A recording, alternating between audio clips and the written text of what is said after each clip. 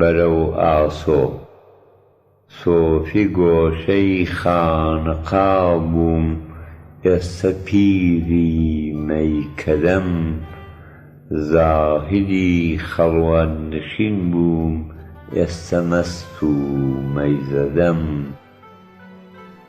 سەروی ئازادیش لەبار و دڵکەش و بەرزە، بەڵام گیانەکەم من شێت و شەیدای لاڕوورەندەی ئەم قەدەم.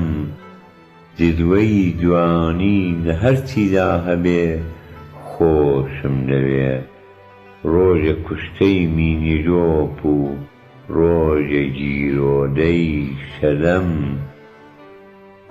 هەر یەکەی بۆ خۆی دەدوڵێنێتەوە هەستی دەروون، زەردەپەر کاروان کوژە تاریک ڕوونی سوبحدەم. ئاسمانی ساو و دەریای مەند و تارمایی چیا، سێوی لاسوور و بەهەی زەرد و هەناری گوڵبەدەم. کێ وەکو من سارد و گەرمی ڕۆژگاری چێشتووە، گا لە دەشتی گەرمەسێر و گا لە کوێستانی گەدەم. وەک شەپۆلی زەی خوڕم ساتێ هەدادانم نییە، گێژ دەخۆم پێچێ دەدەم من ڕۆڵە کوردی ئەم سەدەم. ڕێگە سەخت و پڕ لە کەند و لەند و هەڵدێرە و گەوا، هەر دەبێ ببزوم دەبێ بکشێم وچانی لێ نەدەم.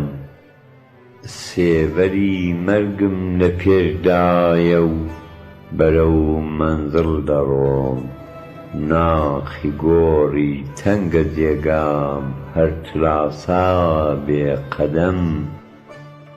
من بەرەو ئاسۆ بەرەو ڕووناکی باڵم گرتووە، چۆن بەرەو تاریکی دەخشێم پاڵ وە شەیتانی دەدەم.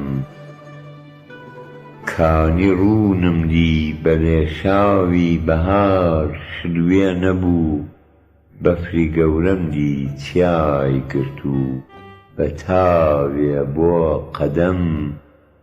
ژینی کورتم دی پراوپڕ بوو لە شانازی و شەرەف، عمری زۆرم دی کە دوایی هات بە ڕیسوایی و نەدەم. ئاگری سینەم بڵێسەی دێ و وڵات ڕۆشن دەکا، ئەو دەمەی خۆم وەک دڵۆپێک دەسپەنێ و دەریای عەدەم.